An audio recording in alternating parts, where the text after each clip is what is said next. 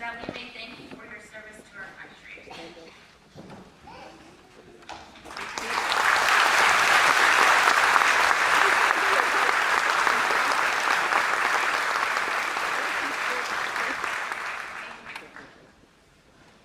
The United States of America is a diverse country and a country made up of many immigrants, making it so unique. Every day, this country is welcoming more and more immigrants. Just take a look around the room today. Most of us come from different parts of the world, but today we will all stand united as one. We will be united today as citizens of the United States of America.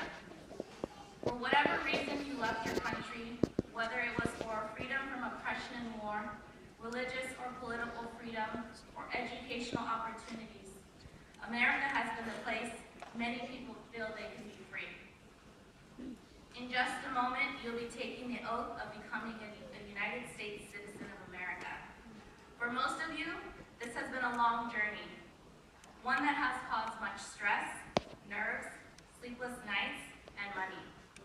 The process of becoming a U.S. citizen is not easy or quick. It takes many years, many applications, and for some people, many interviews. It requires much of your time and a lot of your patience. For many of you, English is not your first language. You've had to learn to speak English, and let's not forget the time you've had to put in studying for the civics and history test. These are all the sacrifices that you have had to make. Being here today proves the willingness and determination you had in being a part of this great nation. So I'd like to make it a point to give thanks and show appreciation to you all for your hard work and accomplishments you've made to become a United States citizen of America. Today is about you and a celebration of your journey that got you here today. So when you stand to take that oath, I just ask you all to be proud and feel honored because you have earned it and you deserve it. I will now conduct a roll call. Today we have 297 applicants eligible for naturalization from 48 different places of birth. As I call your country of birth, please stand up and remain standing until all countries have been called. Argentina, Australia, Bangladesh, Belgium, Belize, Bulgaria, Cambodia, Canada, Chile,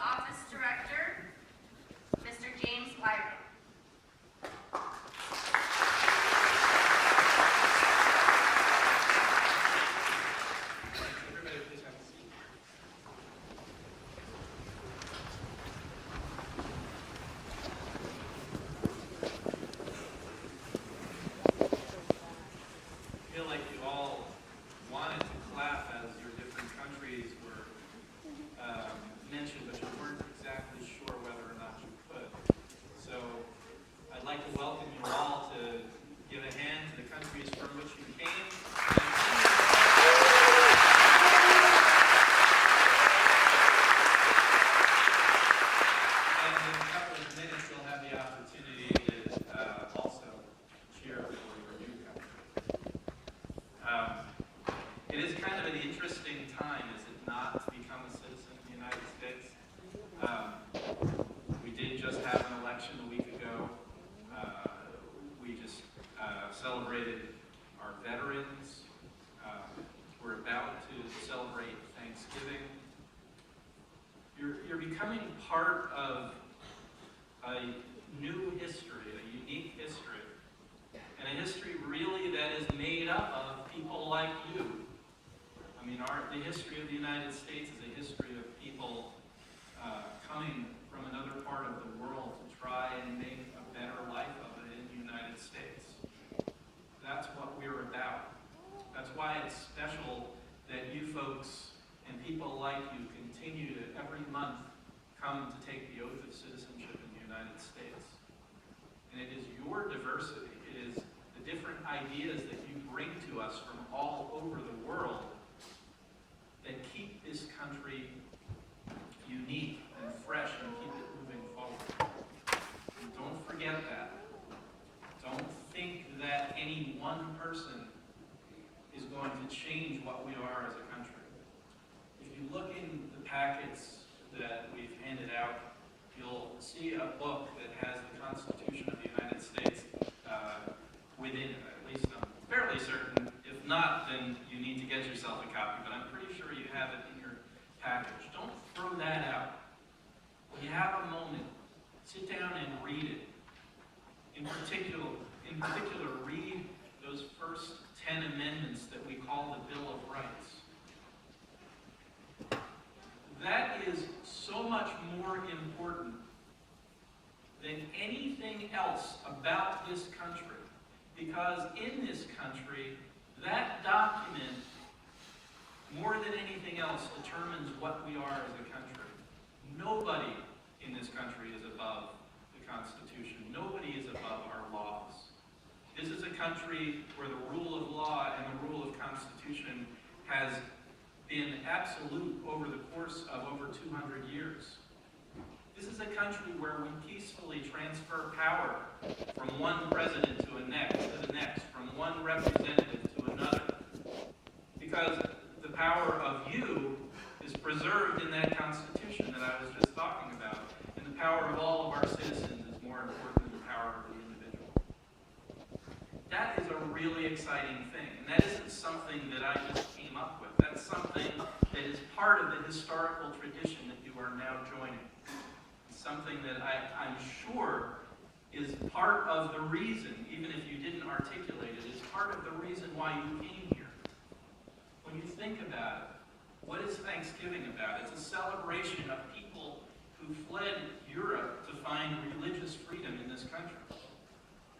We have a tradition of protecting people who are fleeing persecution because of their religion, because of their race, because of their political opinion. And we have a tradition of protecting those things in individuals, even celebrating it. And we will continue to do that because we will continue to be governed by our laws and by our Constitution. One of the things that has occurred in the United States in the last couple of weeks is that people have taken to the streets to protest. Well, there have been a few instances where people have gone above and beyond and harmed others and done violence to property, which is completely forbidden by our law.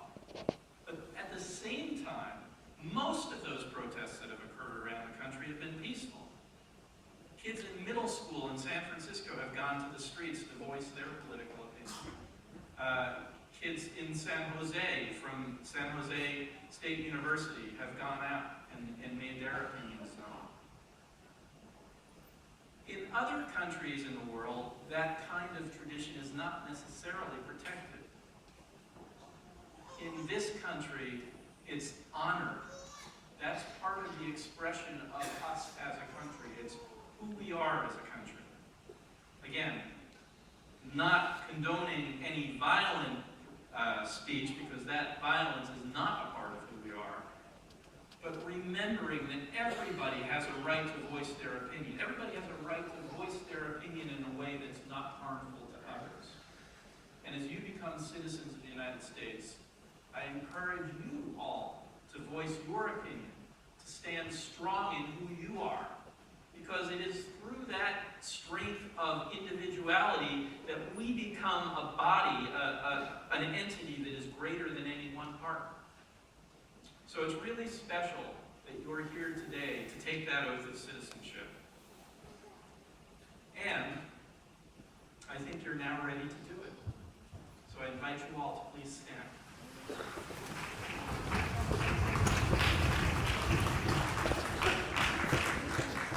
Go ahead, clap. Go ahead, clap.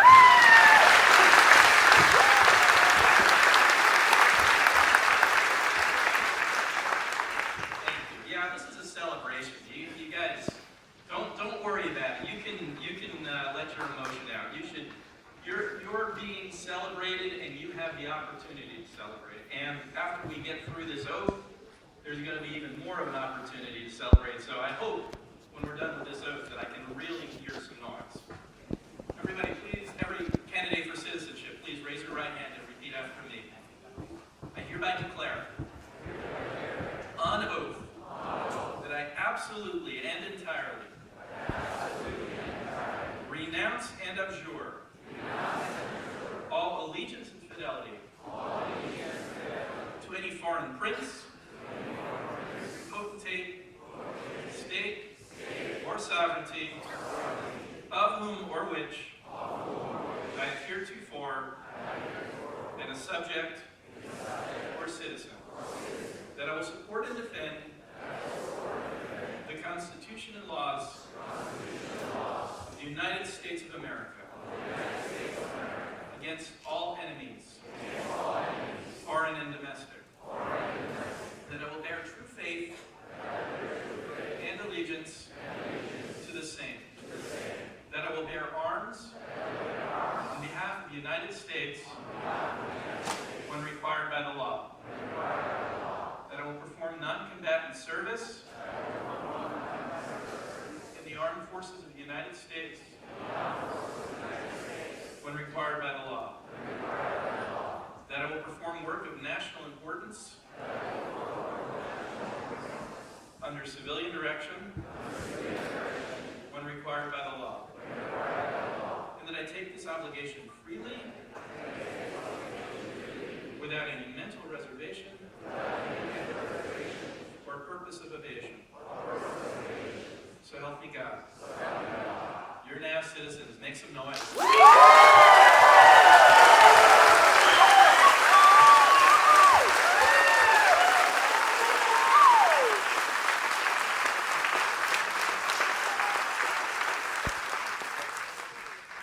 As our first act as citizens, and I want